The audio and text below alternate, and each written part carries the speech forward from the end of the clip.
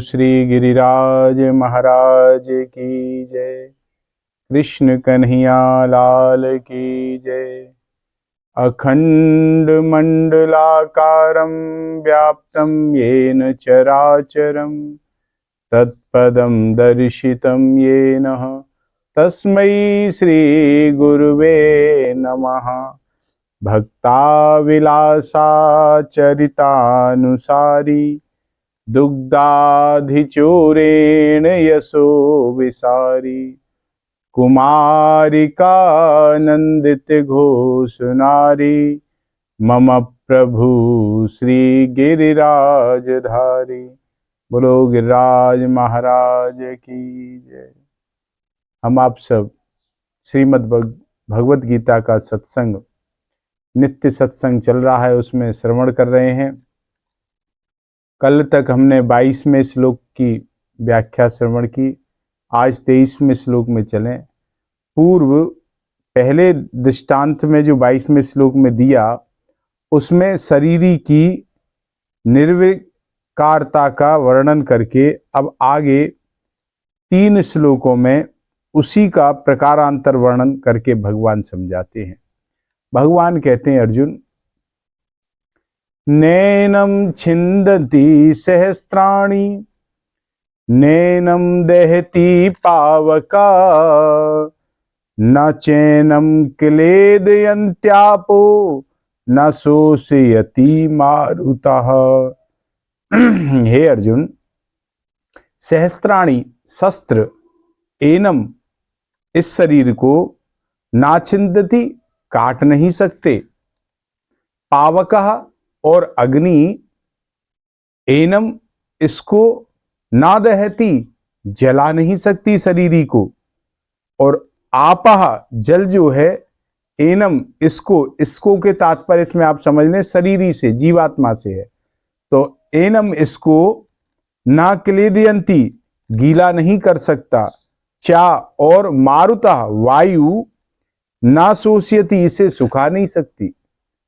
नैनम छिन्दति सहस्त्राणि, अर्जुन इस शरीरी को शस्त्र जो है, किसी भी प्रकार का शस्त्र हो, वह काट नहीं सकता, क्योंकि प्राकृतिक जो शस्त्र हैं वहां तक उनकी पहुंची नहीं है, वो वहां पहुंच ही नहीं सकते, और जब पहुंच नहीं सकते तो वो काट कैसे सकते हैं महाराज। जितने भी शस्त्र हैं वे सभी पृथ्वी तत्व से उत्पन्न होते हैं, और यह जो पृथ्वी तत्व है इस शरीरी में किसी तरह का कोई भी कैसा भी विकार उत्पन्न नहीं कर सकता, पैदा नहीं कर सकता। इतना ही नहीं है, पृथ्वी तत्व इस शरीरी तक पहुंच ही नहीं सकता। फिर पहुंच ही नहीं सकता तो विकृति करने की तो बात ही कहां से आई महाराज।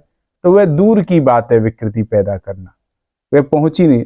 नैनम दहति पावका, और अग्नि इस शरीरी को इस आत्मा को जला नहीं सकती, क्योंकि अग्नि भी वहां तक पहुंच ही नहीं सकती, और जब वहां तक पहुंच ही नहीं सकती है तब उसके द्वारा जलाना कैसे संभव है भाई। जब पहुंचेगी तभी तो जलाएगी, और जहां तक अग्नि पहुंचेगी नहीं तो कैसे जला देगी। तात्पर्य है कि अग्नि तत्व इस शरीरी में कभी किसी तरह का विकार उत्पन्न नहीं कर सकता, पैदा नहीं कर सकता। न चैनम क्लेदयन्त्यापः, और जल इस शरीरी को, आत्मा को गीला नहीं कर सकता,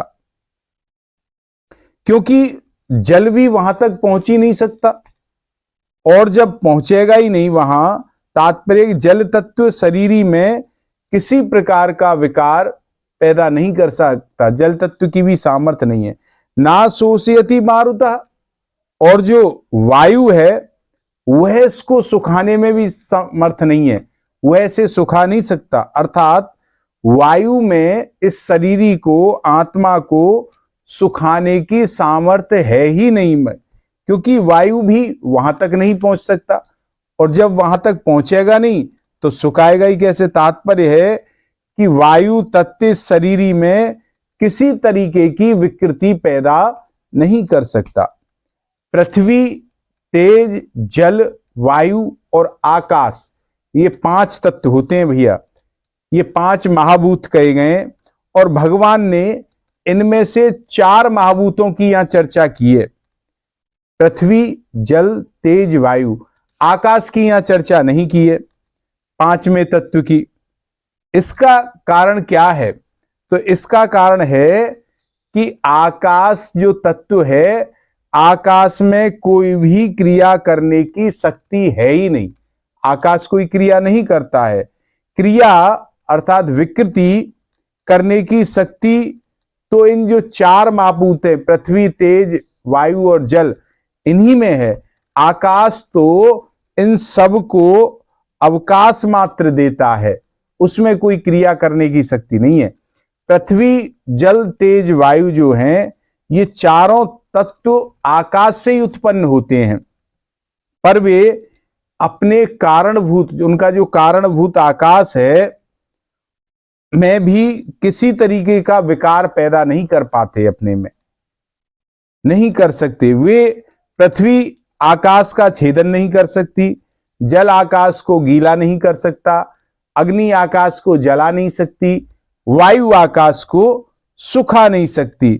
तो ये जब ये चारों तत्व अपना जो इनका कारणभूत तत्व जो आकाश है, उसी में किसी प्रकार का विकृति पैदा नहीं कर सकते ये, तो महाराज क्षति उसे नहीं पहुंचा सकते। तब इस प्रकृति से सर्वथा परे जो तत्व है महाराज, परम तत्व, ये शरीरी है, तो वहां तक ये कैसे पहुंच सकते हैं? तो इन गुणयुक्त पदार्थों की, ये तो गुण युक्त हैं, तो इन जो गुण वाले पदार्थ हैं, इनकी निर्गुण जो है तत्व, वहां तक पहुंच नहीं है, वहां तक ये पहुंच नहीं सकते, निर्गुण तक नहीं। इनकी पदार्थों की निर्गुण तत्व में पहुंच कैसे हो सकती है? नहीं हो सकती। यहां 13वें अध्याय का 21वां श्लोक आता है। यहां कहते हैं कि शरीरी नित्य तत्व है, जो शरीरी है, आत्मा है, वह नित्य तत्व है। पृथ्वी आदि चारों तत्वों को इसी से सत्ता की स्फूर्ति होती है, जो शरीरी तत्व है उसी से होती है। अतः जिससे इन तत्वों को सत्ता स्फूर्ति मिलती है, उसको ये कैसे विकृत कर सकते हैं, जिससे इनकी सत्ता हो रही है महाराज। यह शरीरी सर्वव्यापक है और पृथ्वी आदि जो चारों तत्व है व्याप्त है, अर्थात शरीरी के अंतर्गत है। अतः व्याप्त वस्तु व्यापक को कैसे नुकसान पहुंचा सकती है? जो वस्तु व्याप्त है वो व्यापक को नुकसान नहीं पहुंचा सकती, उसको नुकसान पहुंचाना संभव ही नहीं है महाराज। यहां भगवान जो अर्जुन से बात कर रहे हैं, युद्ध भूमि में कर रहे हैं, और युद्ध भूमि में कर रहे हैं तो युद्ध का प्रसंग चल रहा है। तो यहां भगवान ये सब संबंधी मर जाएंगे, ऐसा अर्जुन कहते हैं। तो इस बात को लेकर अर्जुन के शोक कर रहे हैं कि भाई मेरे संबंधी मर जाएंगे। अतः भगवान कहते हैं कि ये मर कैसे जाएंगे? तू कह रहा है ये मर जाएंगे, मैं कहता हूं मरेंगे नहीं। कैसे मर जाएंगे बता तू? क्योंकि वहां तक, शरीरी तक शस्त्र अस्त्रों की पहुंच ही नहीं है महाराज। अर्थात शस्त्र के द्वारा शरीर कट जाने पर भी शरीरी नहीं कटता, शरीरी तो यथावत जैसा है वैसा रहता ही है। अग्नियास्त्र के द्वारा शरीर जल जाने पर भी शरीरी नहीं जलता, शरीरी वैसा ही रहता है। वारुणास्त्र के द्वारा शरीर गल जाने पर भी शरीरी नहीं गलता, शरीर वैसा ही रहता है। वायव्यास्त्र के द्वारा शरीर सूख जाने पर भी शरीरी नहीं सूखता, शरीरी जैसा है वैसा ही रहता है। तो तात्पर्य इसका यह है कि अस्त्र शस्त्र के द्वारा शरीर मर जाने पर भी शरीरी नहीं मरता, प्रत्युत ज्यों का था त्यों, जैसा पहले है वैसा ही निर्विकार रूप से रहता है। अथा इसको लेकर शोक नहीं करना चाहिए। अर्जुन तुम शोक को त्याग दो, बिल्कुल नहीं करना चाहिए महाराज। अतः इसको लेकर शोक करना बिल्कुल भी समझदारी नहीं है। हम कहते हैं कि शरीर हैं, हम कहते हैं ना शरीर है महाराज, तो परिवर्तन शरीर में होता है, शरीर ही में कोई परिवर्तन नहीं होता। जैसे कोई कहे ये काठ है, तो काठ जो है उसमें काठ में विकृति है, पर है जो शब्द है उसमें किसी प्रकार की विकृति नहीं है। काठ कटता है, उसे काटा जा सकता है, पर है शब्द है उसे नहीं काटा जा सकता। काठ को जलाया जा सकता है, पर जो है शब्द है उसको नहीं जलाया जा सकता। काठ को गीला किया जा सकता है, पर जो है पद है उसको गीला नहीं किया सकता। काठ सूख सकता है, पर जो है पद है वह नहीं सूख सकता। अतः काठ कभी एक रूप रहता नहीं है, और है जो है वह कभी अनेक रूप होता नहीं है। इसलिए अर्जुन तुम शोक मत करो। अगले श्लोकों की व्याख्या कल करेंगे। आज के सत्संग को यहीं विराम देते हैं। 2 मिनट नाम संकीर्तन, फिर विश्राम।